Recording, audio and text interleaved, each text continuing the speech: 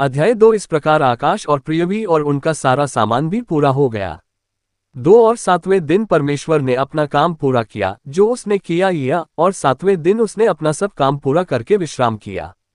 3 और उसने 7वें दिन को आशीष दी और उसे पवित्र ठहराया, क्योंकि उसमें उसने अपने सारे काम से जो परमेश्वर ने रचा और बनाया विश्राम किया। 4 आकाश और पृथ्वी की पीढ़ियां ये हैं जिस समय वे सृजी गईं, अर्थात जिस दिन प्रभु परमेश्वर ने आकाश और पृथ्वी को बनाया।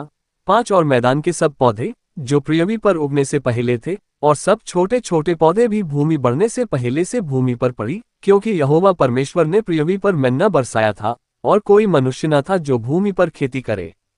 6 परंतु पृथ्वी पर से एक सोता निकला जिससे पृथ्वी की सारी पृथ्वी सींच गई।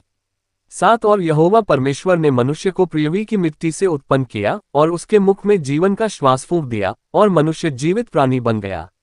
8 और प्रभु परमेश्वर ने आदि से सुख का स्वर्ग लगाया, और उसमें उसने मनुष्य को जिसे उसने बनाया रखा।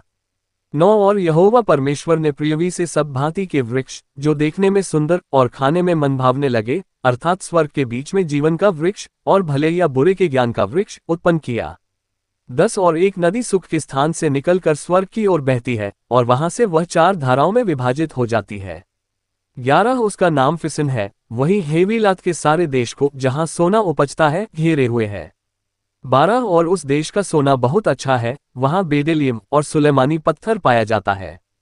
13 और दूसरी नदी का नाम गेहोन है, वही नदी कुश के सारे देश को घेरती है। 14 और तीसरी नदी का नाम दजला है, वह अश्शूरियों के पास से होकर बहती है। और चौथी नदी फरात है। 15 और यहोवा परमेश्वर ने मनुष्य को लेकर सुख के स्वर्ग में रख दिया कि उसे तैयार करे और उसकी रक्षा करे। 16 और उसने उसे आज्ञा दी कि स्वर्ग के सब वृक्षों का फल तू खाएगा। 17 परंतु भले या बुरे के ज्ञान के वृक्ष का फल तू न खाना, क्योंकि जिस दिन तू उसमें से खाएगा उसी दिन तू अवश्य मरेगा।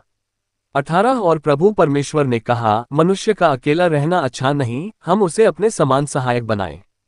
19 और यहोवा परमेश्वर ने पृथ्वी के सब पशुओं और आकाश के सब पक्षियों को पृथ्वी में से रचा और उन्हें आदम के पास ले आया कि देखे कि वह उनका क्या नाम रखता है, क्योंकि जो कुछ आदम ने किसी जीवित प्राणी का नाम रखा वही उसका नाम है।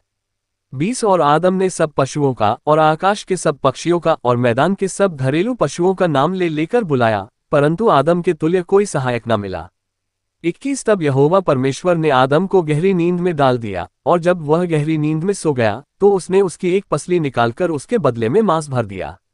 22 और यहोवा परमेश्वर ने उस पसली को जो उसने आदम में से निकाली थी बनाकर स्त्री बना दिया और उसे आदम के पास ले आया। 23 और आदम ने कहा, ये तो मेरी हड्डियों में की हड्डी और मेरे मांस में का मांस है, वह स्त्री कहलाएगी क्योंकि वह पुरुष में से निकाली गई है।